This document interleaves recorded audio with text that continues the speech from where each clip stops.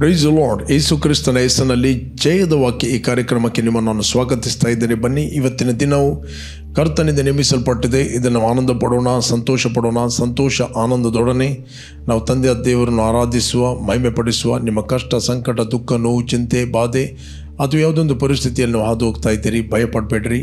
ಬನ್ನಿ, ನಾವು ಒಟ್ಟಾಗಿ ತಂದೆಯ ದೇವರನ್ನು ಆರಾಧಿಸುವ, ಮತ್ತು ನಾವು ದೇವರ ವಾಕ್ಯವನ್ನು ಧ್ಯಾನ ಮಾಡುವ.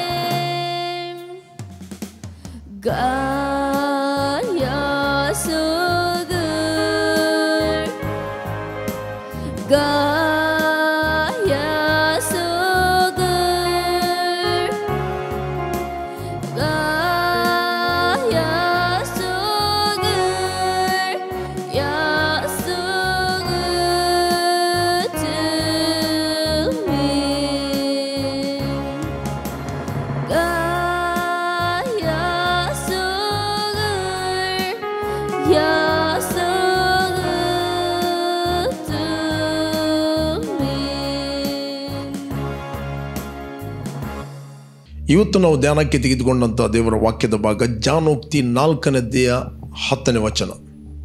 Proverb 4 chapter 10 verse. 4ನೇ ಅಧ್ಯಾಯ 10ನೇ ವಚನ. ಕಂದ, ಆಲಿಸಿ ನನ್ನ ಮಾತುಗಳನ್ನು ಕೇಳು. ಕೇಳಿದರೆ ನಿನ್ನ ಜೀವಮಾನದ ವರ್ಷಗಳು ಹೆಚ್ಚು. Praise God, what A word. ಇಲ್ಲಿ ದೇವರು ಕಂದ ಅಂತ ಕರೀತಾ ಇದ್ದಾನೆ. ಈ ಜ್ಞಾನೋಕ್ತಿ ಬರೆದಾತನು ಸೊಲೊಮನ್. ಈ ಸೊಲೊಮನ್ನ ತಂದೆ ದಾವಿದ ತನ್ನ ಮಗನಿಗೆ ಒಳ್ಳೆ ಮಾಡಿ ಇನ್ಸ್ಟ್ರಕ್ಷನ್ ಕೊಟ್ಟಿದ್ದ, ಅವನಿಗೆ ಗೈಡ್ ಮಾಡಿದ್ದ. ದಾವಿದ ತನ್ನ ಮಗನಾದ ಸೊಲೊಮನ್ನಿಗೆ ಇನ್ಸ್ಟ್ರಕ್ಷನ್ ಕೊಟ್ಟಿದ್ದ. ಓಕೆ, ನಾವು ನೋಡ್ತೇವೆ ಸೊಲೊಮನ್ ಹೇಳ್ತಾನೆ, ನಾನು ನನ್ನ ತಂದೆಗೆ ಅಧೀನಾದ ಮಗ. ಜ್ಞಾನೋಕ್ತಿ 4ನೇ ಅಧ್ಯಾಯ 3ನೇ ವಚನ. ನಾನು ನನ್ನ ತಂದೆಗೆ ಅಧೀನಾದ ಮಗನು, ತಾಯಿಯ ದೃಷ್ಟಿಗೆ ಕೋಮಲನಾದ ಏಕಪುತ್ರನು. ಈತನು ತಂದೆಯ ಮಾತುಗಳನ್ನು ಕೇಳುವ ವ್ಯಕ್ತಿಯಾಗಿದ್ದ. ಅಧೀನ ಆಗುವುದೆಂದರೆ ಏನು? ಮಾತುಗಳನ್ನು ಕೇಳುವುದು. ಓಕೆ, ತಂದೆ ಏನು ಹೇಳುತ್ತಾನೆ ಅದನ್ನು ಕೇಳುವುದೇ ಅಧೀನ. ದಾವೀದನಿಗೆ ಉಳಿದ ಅನೇಕ ಮಕ್ಕಳಿದ್ದರು, ಅವ್ರ ಮಾತುಗಳನ್ನು ಕೇಳ್ತಿರಲಿಲ್ಲ. ಬಟ್ ಸೊಲೊಮನ್ ತನ್ನ ತಂದೆಯ ಮಾತನ್ನು ಕೇಳ್ತಿದ್ದ. ಸೊಲೊಮನ್ನ ತಾಯಿ ಬೆರ್ಷೆಬಳು. ಬೆರ್ಷೆಬಳ ಗಂಡ ಉರಿಯ. ನಾವು ನೋಡ್ತೇವೆ ಹೇಗೆ ದಾವೀದನು ವ್ಯಭಿಚಾರ ಮಾಡಿ ಬೆರ್ಷೆಬಳ ಹತ್ರ ಅವನ ಹೆಂಡತಿಯನ್ನು ಇವನು ತೆಗೆದುಕೊಳ್ತಾನೆ, ವ್ಯಭಿಚಾರ ಮಾಡ್ತಾನೆ, ಮತ್ತು ಯಾವುದೋ ರೀತಿಯಲ್ಲಿ ಕೊಲ್ತಾನೆ. ಓಕೆ, ಆ ಸ್ಟೋರಿ ಉರಿಯನನ್ನು. ಬಟ್ ಆ ಬೆರ್ಷೆಬದಲ್ಲಿ ಹುಟ್ಟಿದ ಮಗನೇ ಸೊಲೊಮನ್. ಈ ತಂದೆ ತಾಯಿಗಳ ಎಲ್ಲ ಕಂಡೀಷನ್ ಅವನಿಗೆ ಗೊತ್ತು, ಅವ್ರು ಏನು ತಪ್ಪು ಮಾಡಿದ್ದಾರೆ, ಏನು ಮಿಸ್ಟೇಕ್ ಮಾಡಿದ್ದಾರೆ. ಸೊಲೊಮನ್ ಅದನ್ನು ಕಿವಿಕೊಂಡು ಹೋಗಲಿಲ್ಲ. ಸೊಲೊಮನ್ ತನ್ನ ತಂದೆಗೆ ಅಧೀನಾದ ಮಗ. ನಾವು ನೋಡ್ತೇವೆ ದೇವರು ಈ ಸೊಲೊಮನ್ನನ್ನೇ ಅರಸನಾಗಬೇಕೆಂದು ಆರಿಸ್ತಾನೆ. ಸೊಲೊಮನ್ನು ಆರಿಸುವಂಥದ್ದು ಅದು ದಾವೀದನ ಆಯ್ಕೆ ಅಲ್ಲ. ಓಕೆ, ತಂದೆಯ ಆಯ್ಕೆ ಅಲ್ಲ. ಸೊಲೊಮನನು ದೇವರ ಆಯ್ಕೆಯಾಗಿದ್ದನು. ಯಾಕೆ ದೇವರ ಆಯ್ಕೆಯಾಗಿದ್ದನು ಅಂದರೆ ಸೊಲೊಮನ್ನು ತನ್ನ ತಂದೆಗೆ ಅಧೀನಾದ ಮಗನಾಗಿದ್ದನು. Praise God. ತಂದೆ ಏನು ಹೇಳುತ್ತಾನೆ ಅದನ್ನು ಆತನು ಕೇಳ್ತಾ ಇದ್ದ. ಫಸ್ಟ್ ಆಫ್ ಆಲ್ ದಾವೀದನು ಸೊಲೊಮನಿಗೆ ಇನ್ಸ್ಟ್ರಕ್ಷನ್ ಕೊಡ್ತಾನೆ, ಕಂದ ಜ್ಞಾನವನ್ನು ಪಡೆ. ಈ ಹೋಲ್ ನಾವು ನೋಡ್ತೇವೆ ಈ ಜ್ಞಾನೋಕ್ತಿಯಲ್ಲಿ 4ನೇ ವಚನದಲ್ಲಿ ಒಂದು ವಚನ ಹೇಳ್ತದೆ, ಜ್ಞಾನವನ್ನು ಬಿಡದಿದ್ದರೆ ಅದು ನಿನ್ನನ್ನು ಕಾಪಾಡೋದು, ಪ್ರೀತಿಸಿದರೆ ನಿನ್ನನ್ನು ಕಾಯುವುದು.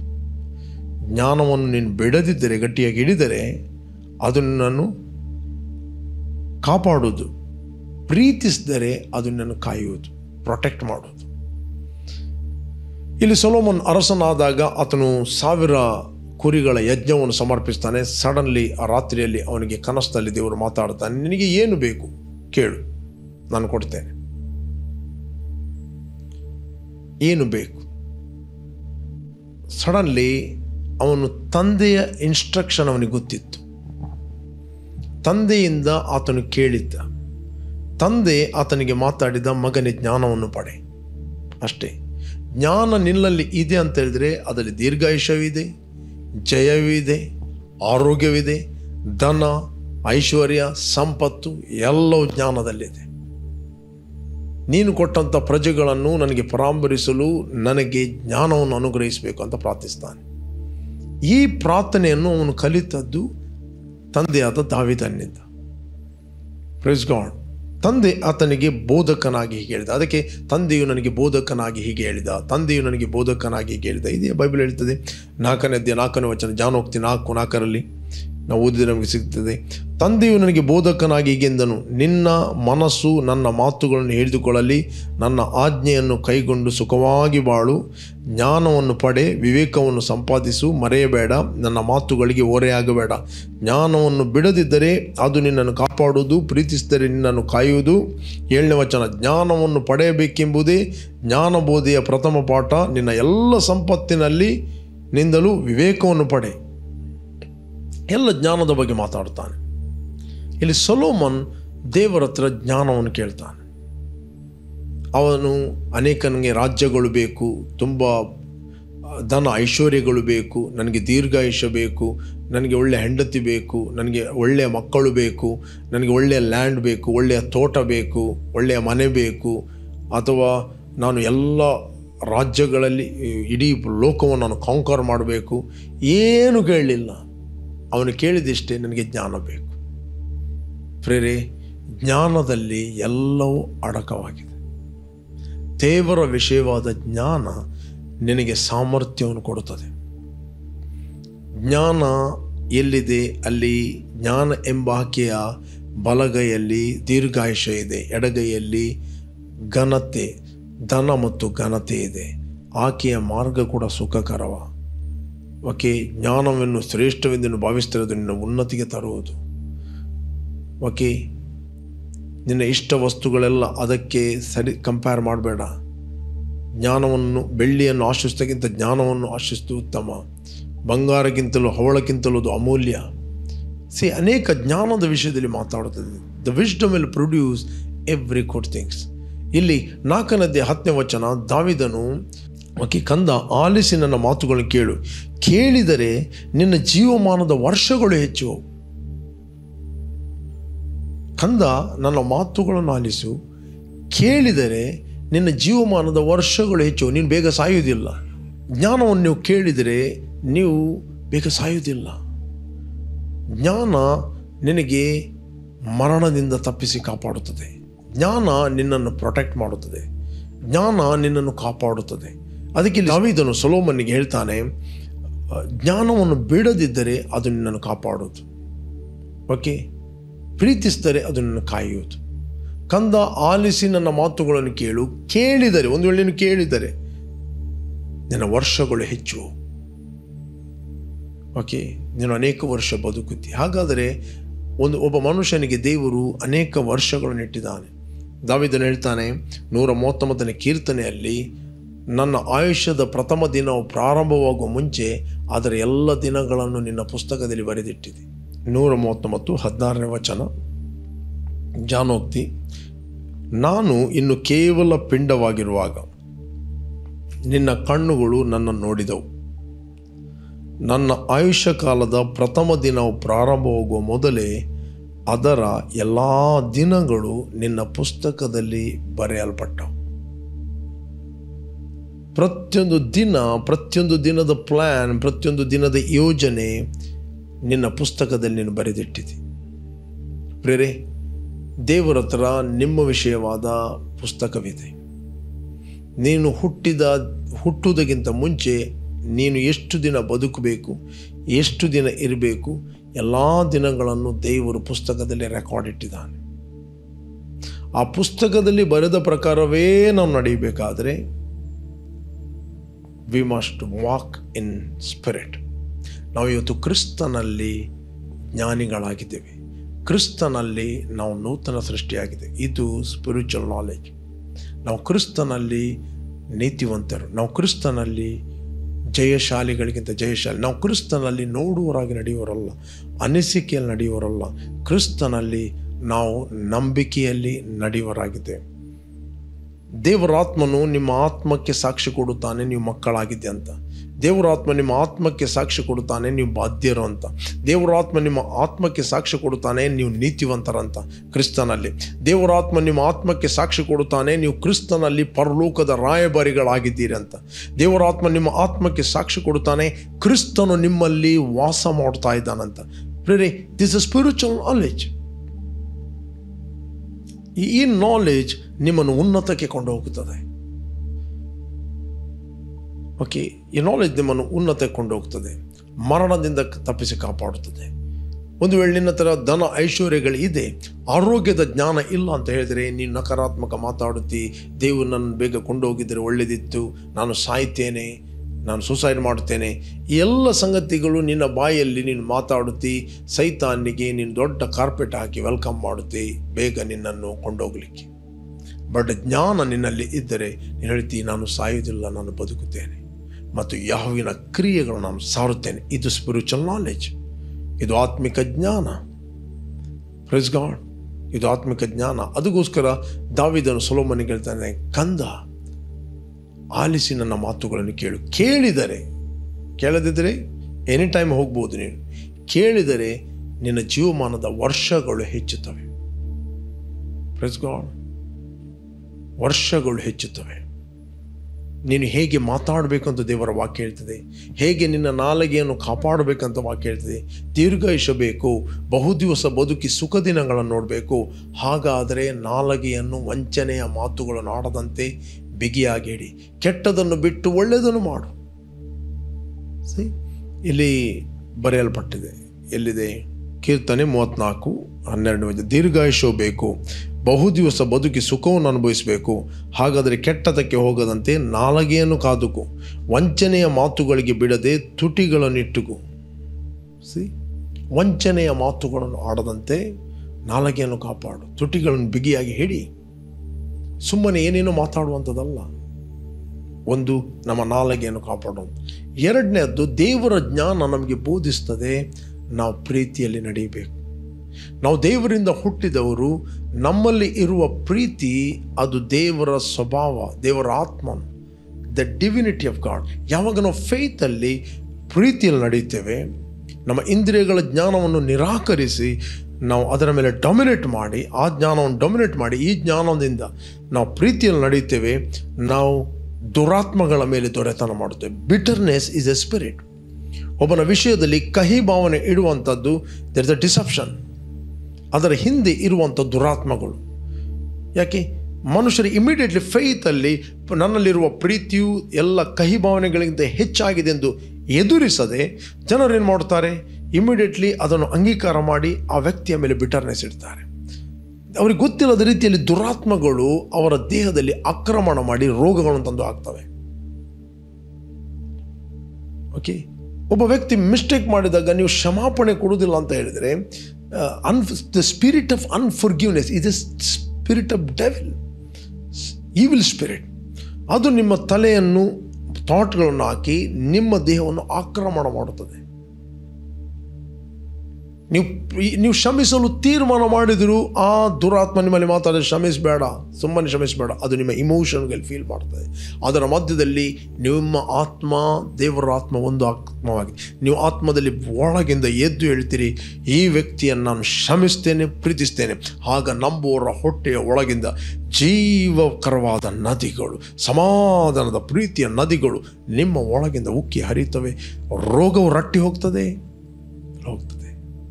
ಬಿಟರ್ನೆಸ್ ಅನೇಕ ನಕಾರಾತ್ಮಕ ಮತ್ತು ಮಾತಾಡ್ತದೆ, ಶಪಿಸ್ತದೆ. ದೇವರು ಇನ್ನೊಬ್ಬರಿಗೆ ನಮಗೆ ಶಪಿಸ್ಲಿಕ್ಕೆ ಕರೆಯಲಿಲ್ಲ, ದೇವರು ನಮಗೆ ಇನ್ನೊಬ್ಬರನ್ನು ಆಶೀರ್ವಾದ ಮಾಡಲಿಕ್ಕೆ ಕರೀತಾನೆ. You cannot be a blessed. Okay, ಇತರರನ್ನು ನೀನು ಬ್ಲೆಸ್ ಮಾಡಲು ಕರೆಯಲ್ಪಟ್ಟಿದೆ, ಇತರರನ್ನು ಆಶೀರ್ವಿಸಲು ಕರೆಯಲ್ಪಟ್ಟಿದೆ. ಅದಕ್ಕೋಸ್ಕರ ನಾವು ಹರಿಯುವ ಪಾತ್ರೆಯಾಗಿದ್ದೇವೆ, ಒದಗಿಸುವ ಪಾತ್ರೆಯಾಗಿದ್ದೇವೆ. ಒಬ್ಬನಿಗೆ ದೂರಲಿಕ್ಕೆ 1000 ಕಾರಣಗಳಿರ್ಬೋದು. ನಾನು ನಿಮ್ಗೆ ಹೇಳ್ತೇನೆ, ದೇವರ ಸನ್ನಿಧಾನ ಕೂತ್ಕೊಳ್ರಿ, ನಿಮ್ಮ ಹೃದಯವನ್ನು ಡೀಲ್ ಮಾಡ್ರಿ. ಯಾಕೆ ಜ್ಞಾನೋಕ್ತಿ 3ನೇ ಅಧ್ಯಾಯದಲ್ಲಿ ಕೂಡ ಹೇಳ್ತದೆ. ಜ್ಞಾನೋಕ್ತಿ 3ನೇ ಅಧ್ಯಾಯ ನಾನು ನಿಮಗೋಸ್ಕರ ಓದ್ತೇನೆ. ಜ್ಞಾನೋಕ್ತಿ 3ನೇ ಅಧ್ಯಾಯ 1ನೇ ವಚನ. ಇಲ್ಲಿ ಪುನಃ ಹೇಳ್ತದೆ, ಕಂದ, ನನ್ನ ಉಪದೇಶವನ್ನು ಮರಿಬೇಡ, ನನ್ನ ಆಜ್ಞೆಗಳನ್ನು ಮನಪೂರ್ವಕವಾಗಿ ನಡೆಸು. ಅವು ನಿನ್ನ ದಿನಗಳನ್ನು ಹೆಚ್ಚಿಸಿ ನಿನ್ನ ಆಯುಷ್ಯವನ್ನು ವೃದ್ಧಿಗೊಳಿಸಿ ನಿನಗೆ ಸುಕ್ಷೇಮವನ್ನುಂಟು ಮಾಡುವು, ನಿನಗೆ ಆರೋಗ್ಯವನ್ನುಂಟು ಮಾಡುವು. ಉಪದೇಶ ಯಾವ ಆಜ್ಞೆ? 2 ಆಜ್ಞೆಗಳು. ಒಂದು, ಕರ್ತನಾದ ಯೇಸು ಕ್ರಿಸ್ತನ ಹೆಸರನ್ನು ನಂಬುವಂಥದ್ದು. ನಂಬಿದವರು ನಾವು ನಿತ್ಯ ಜೀವನ ಹೊಂದಿದ್ದೇವೆ, ನಂಬಿದವರಾದ ನಾವು ದೇವರ ಮಕ್ಕಳಾಗಿದ್ದೇವೆ. 2ನೇದ್ದು, ಒಂದು ರಾಜಾಜ್ಞೆ ಕೊಡಲ್ಪಟ್ಟಿದೆ, ನನ್ನನ್ನು ಪ್ರೀತಿ ಮಾಡಿದಂತೆ ನಮ್ಮ ನೆರೆಯನ್ನು ಪ್ರೀತಿ ಮಾಡುವಂಥ.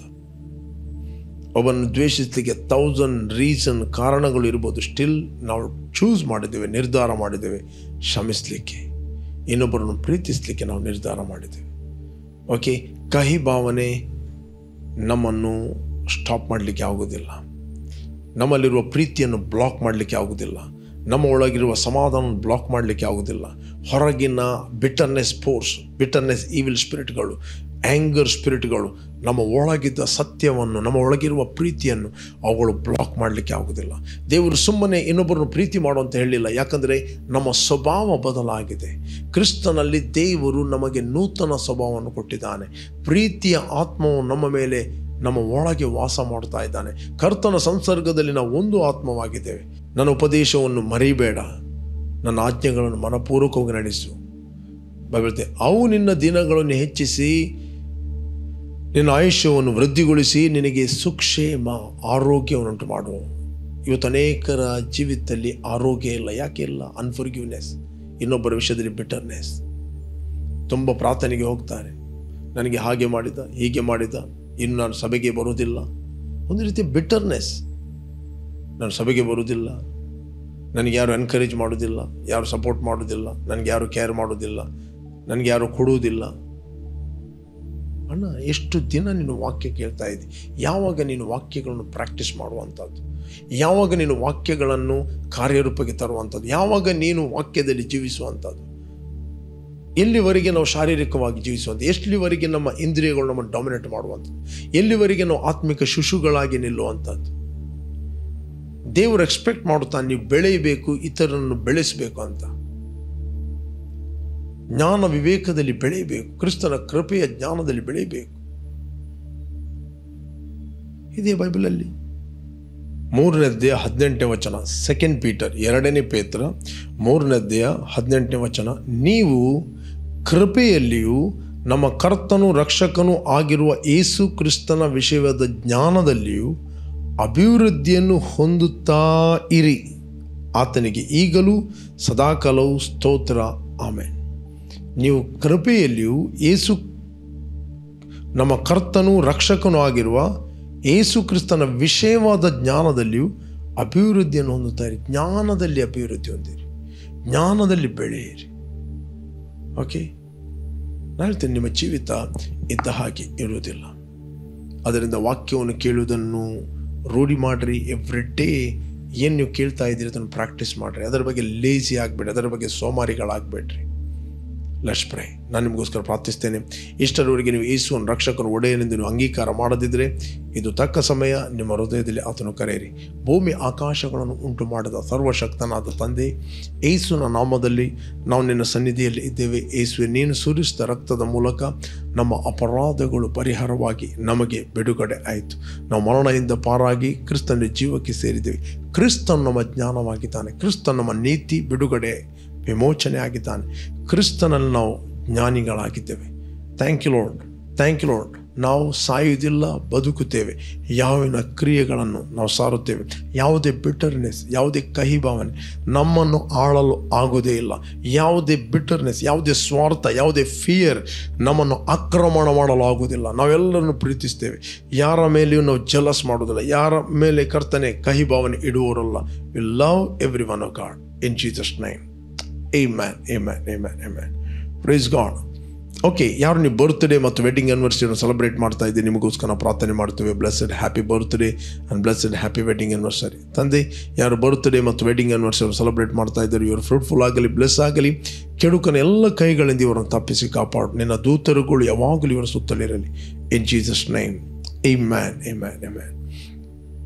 ಓಕೆ, ಜಯದ ವಾಕ್ಯ ಈ ಕಾರ್ಯಕ್ರಮವನ್ನು ಪ್ರತಿದಿನ ಬೆಳಿಗ್ಗೆ ಬಿಗ್ ಜೆ ಟಿವಿಯಲ್ಲಿ 7 ಗಂಟೆಯಿಂದ 7:30ಕ್ಕೆ ನೀವು ವೀಕ್ಷಿಸಿರಿ. 7:30ರಿಂದ 8 ಗಂಟೆ ಇದೇ ಕಾರ್ಯಕ್ರಮ ರಿಪೀಟ್ ಆಗಿ ನಮ್ಮ ಯೂಟ್ಯೂಬ್ ಚಾನಲ್ ವೀಕ್ಷಿಸ್ಬೋದು.